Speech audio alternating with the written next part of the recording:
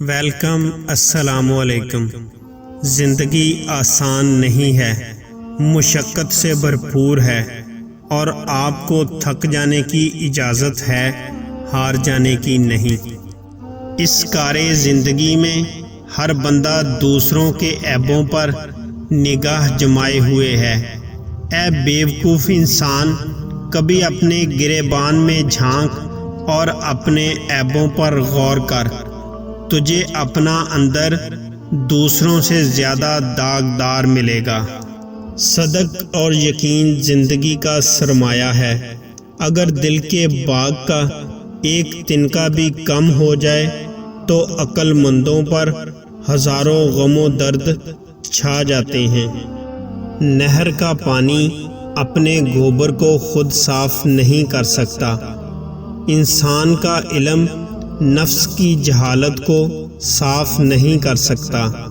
جب تک اپنے عیب زائل نہ ہو جائیں، دوسروں کے عیب پر انگلی اٹھانا ناانصافی ہے۔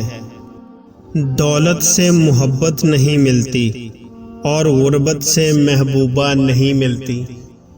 تو کہتا ہے کہ خدا تجھے یوں ہی بخش دے گا، تو اس کو ایک شیطان کا فریب سمجھ، جس نے تجھے بجا آواری اعمال سے غافل کرنے کے لیے یہ الٹی سمجھ دے رکھی ہے۔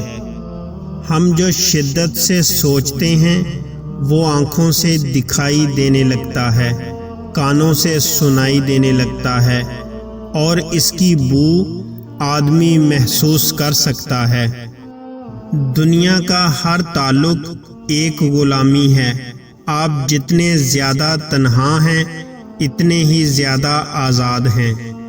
جو شخص آپ کے دل کا سکون کھا جائے، اسے آپ کے دل میں رہنے کا کوئی حق نہیں۔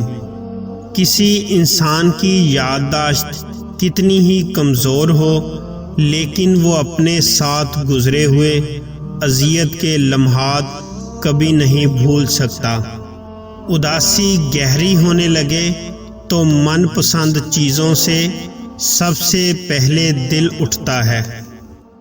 یہ دو کام کرنے سے بیوی تمہارے لیے جان دینے کو بھی تیار ہو جاتی ہے۔ نمبر 1، اس کے ہاتھوں کو پیار سے تھامنے سے۔ نمبر 2، ہاتھ پکڑ کر ساتھ چلنے سے۔ اللہ کا شکر ہے کہ اس نے ہمیں بعد کے لوگوں میں پیدا کیا، اور ہم نے ان کی سزاؤں کے بارے میں سن لیا جو ہم سے پہلے لوگوں کو دی گئیں۔ عقل مند اور عاقل انسان تکبر اور مستی اپنے دماغ سے نکال دیتا ہے۔ جب وہ فرعونوں اور ارکے قوم عاد کا قصہ سنتا ہے